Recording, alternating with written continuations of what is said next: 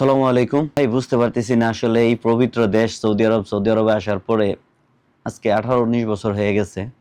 এই 2 বছর যাবত, 1-1.5-2 বছর যাবত যেভাবে শুনতেছি যে চুরি, রাহাজানি, তারপরে অপহরণ, আসলে আমাদের বাংলাদেশটাকে বদনাম করে ফেলতেছি আমরা নিজেরাই এরকম কাজ করে করে আমাদের বাংলাদেশটাকে পুরোটাই ধ্বংস করে ফেলতেছি। এখন দেখেন, আগে তো এখন কোনো সময় তো শুনি নাই, আর এখন প্রতি মাসে, প্রতিদিন, প্রতি বছরে, প্রত্যেকটা দিন ভয়ে থাকতে হয় যে রিয়াদে ছিল এতদিন, এখন আল কাসিম থেকেও নাকি অপহরণ শুরু হয়েছে। জানি না আর কয়দিন পরে জায়গায় জায়গায় হয়তো এরকম ছড়া যাইব। আমরা আসলে বাঙালিরা কখনো কোনো জায়গার মধ্যে মানুষ হবো না। বাঙালিরা, প্রবাসীরা একটু শান্তি মতো থাকতে পারতেছে না, তাদেরকে এখান থেকে অপহরণ কইরা দেশে টাকা দাবি করতেছে।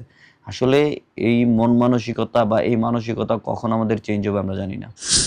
আল্লাহ সব প্রবাসীদেরকে হেফাজত করুক, আমরা যাতে সবাই সুন্দরভাবে কাজ করে দেশে রেমিটেন্স পাঠাতে পারি সেদিকে করি। আসলে বুঝতেছি না যে কোন জায়গায় যাইতেছে দেশটা। প্রত্যেকটা দিন এত চুরি, রাহাজানি, চুরি হইতেছে, অপহরণ করতেছে, অপহরণ করে কাপড়-চোপড় খুলে ভিডিও কলে পাঠাইতেছে, ভিডিও করে পাঠাইতেছে। এইটাই চলতেছে প্রত্যেকটা দিন। প্রত্যেকটা দিন মানুষ আতঙ্কে আছে।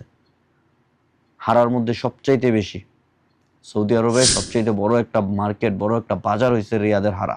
আর এই হারার মধ্যে এত পরিমাণে অপহরণ, অপহরণ, অপহরণ, প্রত্যেকটা দিন রিয়াদে শুনতেছি অপহরণ। আল্লাহ সবাইকে হেফাজত করুক। আর এই যে কুলাঙ্গারের বাচ্চাগুলি, এই কুলাঙ্গারের বাচ্চাগুলিরে ধইরে আইনের আওতায় আনা উচিত। জানি না আসলে এদেরকে কারা কারা মাদত দিতেছে, এরা তো নিজেরা করতেছে না। রাঘব বোয়ালগুলি ওদেরকে সঙ্গ দিতেছে, সেজন্য এই রাঘব বোয়ালগুলিকে যদি ধরা যেত, রাঘব বোয়ালগুলি ধরে যদি একটু করা যেত, তাইলে হয়তো বা আমাদের মতো সাধারণ যারা আছে, সাধারণ প্রবাসী যারা আছে, তারা বেঁচে যেত।